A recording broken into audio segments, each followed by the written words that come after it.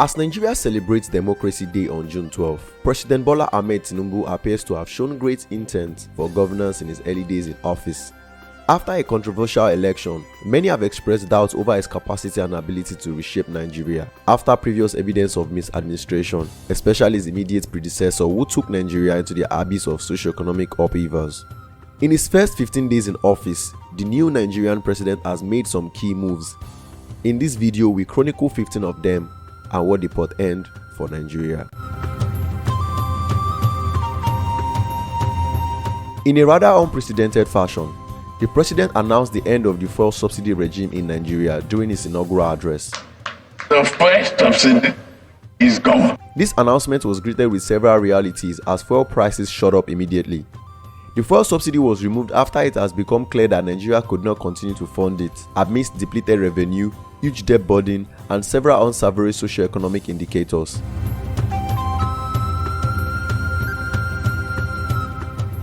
With insecurity being an issue with the immediate past administration, one of the first actions of President Tinubu was to meet with service chiefs and the security apparatus in Nigeria. The president reiterated the need for security as a catalyst for economic revival, prosperity, and development. He charged the security and intelligence agencies in the country on the importance of information and intelligence sharing to remove counterproductivity of resources in the fight against terrorism.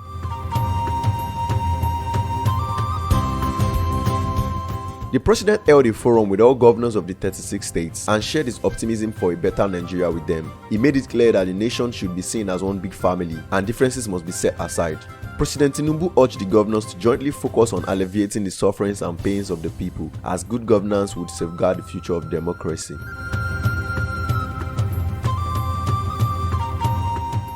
The president announced the appointment of former Benue State Governor and Senator George Akume as the secretary to the government of the federation. He also named former Speaker of the House of Representatives Femi Gbajabiamila as chief of staff and former deputy governor of Jigawa State Ibrahim Hassan Adeija as deputy chief of staff. These appointments came as a surprise to some and strategic to others. The key appointments are individuals who come with rich legislative experience, and it sets the tone for what his cabinet will look like and the caliber of persons the president will be working with in this administration. After the announcement of the removal of subsidy, the president has consulted widely to meet up with the challenges of fuel subsidy removal. He met with representatives of major oil marketers in the country to support his administration to meet the needs and demands of Nigerians.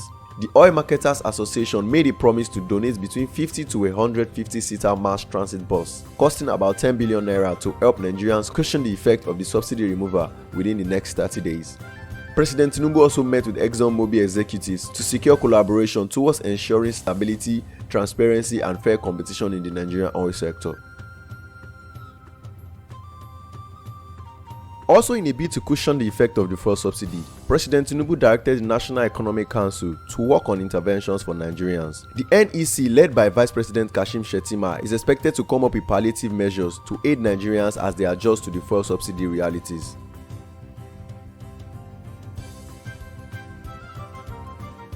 The president met with royal fathers under the aegis of National Council of Traditional Rulers of Nigeria (NCTRN). He tasked the traditional rulers to support his administration's efforts to ensure lasting peace and unity in the country. He further assured them of his government's recognition of their roles as powerful custodians of the nation's unique cultural values, needed to promote responsible behavior and patriotism while reiterating his commitment to decisions to remove fuel subsidy, improve security, create jobs, and to sustain the environment. The president wrote a request to the Senate to select 20 special advisors, which the Senate approved immediately, saying the request was urgent and needed to be approved to have the president hit the ground running fully. However, the identities of the 20 special advisors and their schedules of duties were not stated, but the Senate still approved. The president met with the Health Workers Union under the umbrella of the Joint Health Sector Unions, who had been on strike. Immediately after the meeting, the body suspended its 12-day-old strike as a result of the progress made during their engagement with President Tinubu. They also gave a 21-day timeline to the government. The president brokered a deal with the Nigerian Labour Congress, which led to a suspension of plans to down tools in protest over the subsidy removal issue. The president reportedly reached 7 key agreements with the NLC and other labor unions in a bid to abort the widely publicized strike. The president announced the signing of the 2023 Electricity Act, which was reportedly signed by his predecessor Muhammadu Buhari earlier in the year.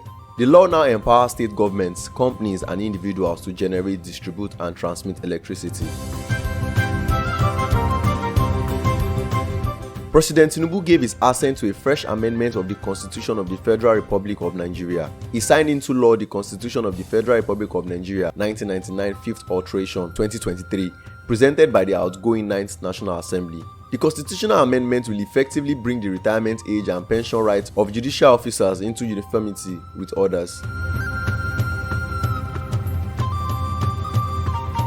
President Bola Tinubu has met with members of the defunct G5 of the opposition party, People's Democratic Party, Okezie Ikpeazu of Abia State, Ifeanyi Ugwuanyi of Enugu State, Samuel Ortom of Benue State, Nyesom Wike of Rivers State, and current Oyo State Governor Seyi Makinde.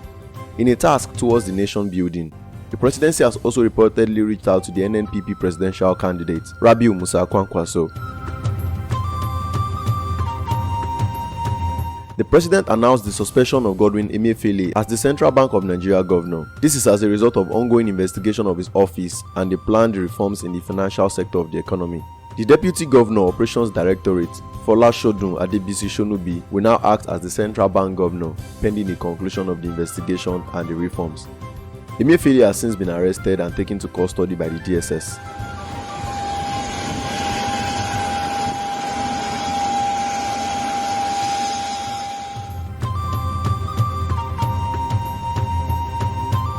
On June 12, the president signed into law the Student Loan Bill 2023.